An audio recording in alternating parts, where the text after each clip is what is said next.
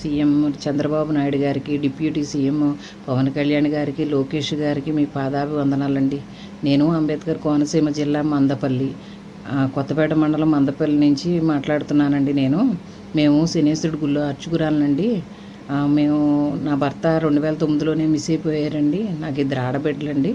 నేను గుడి చేసుకుంటూ 2 ఆడబిడ్డలని జీవనం సాగిస్తూ ఉండగా నాకున్న ఆస్తుల మీద ఊళ్ళో పెద్ద మనుషులు సిద్ధంశెట్టి వీరవెంకట సత్యనారాయణ, ధనాల రామకృష్ణ గారు కన్నేసి నానా ఇబ్బందులకు గురి చేస్తూ ఆ ఆస్తిపాస్తులన్నీ లాక్కున్నారండి. నేను కష్టపడి కోర్టులో వేసుకుని పర్మనెంట్ ఇంజక్షన్ ఆర్డర్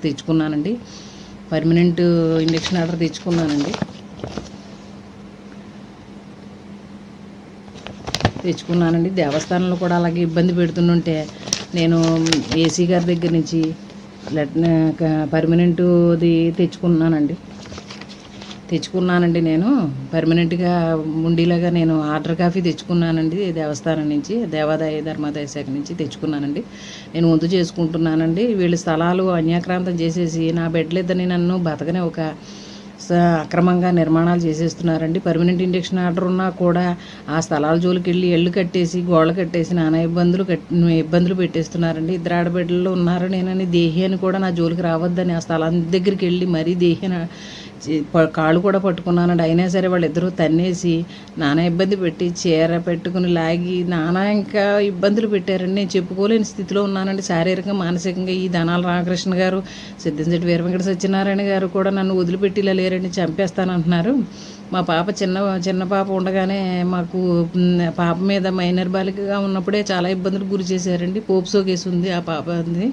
అయినా సరే ఆ కేసు కనుక కొట్టేకపోతే మేము ముగ్గురిని చంపేస్తారని బెదిరిస్తున్నారండి. నా ఆస్తిపాస్తులన్నీ అన్యాక్రాంతం చేసేసారండి. నేను ఒంటరి ఆడపిల్లని.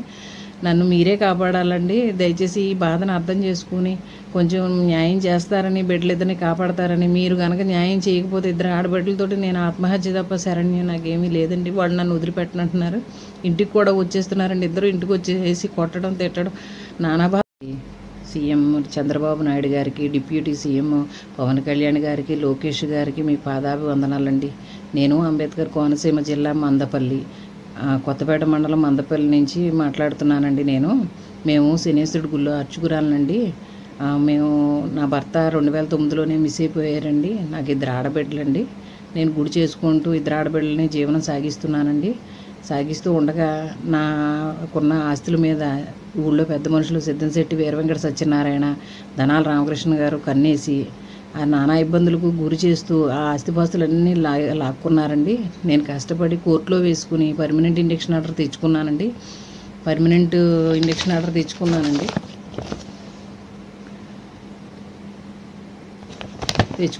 దేవస్థానంలో కూడా అలాగే ఇబ్బంది పెడుతుంటే నేను ఏసీ గారి దగ్గర నుంచి పర్మనెంట్ది తెచ్చుకున్నానండి.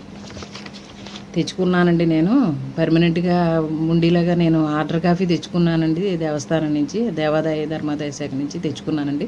నేను వంతు చేసుకుంటున్నానండి. వీళ్ళు స్థలాలు అన్యాక్రాంతం చేసేసి నా బిడ్డలిద్దరిని నన్ను బతకనే అక్రమంగా నిర్మాణాలు చేసేస్తున్నారండి. పర్మనెంట్ ఇంజక్షన్ ఆర్డర్ ఉన్నా కూడా ఆ స్థలాల జోలికి వెళ్ళి ఎళ్ళు కట్టేసి గోడలు కట్టేసి నానా ఇబ్బందులు పెట్టేస్తున్నారండి. 2 ఆడబిడ్డలు ఉన్నారు. నేనని దేహి అని కూడా నా జోలికి రావద్దని ఆ స్థలం దగ్గరికి వెళ్ళి మరీ దేహిన కాళ్ళు కూడా పట్టుకున్నానండి. అయినా సరే వాళ్ళిద్దరూ తన్నేసి నానా ఇబ్బంది పెట్టి చీర పెట్టుకుని లాగి నానా ఇంకా ఇబ్బందులు పెట్టారండి. నేను చెప్పుకోలేని స్థితిలో ఉన్నానండి. శారీరకంగా, మానసికంగా. ఈ ధనాల రామకృష్ణ గారు, సిద్ధంశెట్టి వీరవెంకట సత్యనారాయణ గారు కూడా నన్ను వదిలిపెట్టిలా లేరండి, చంపేస్తానంటున్నారు.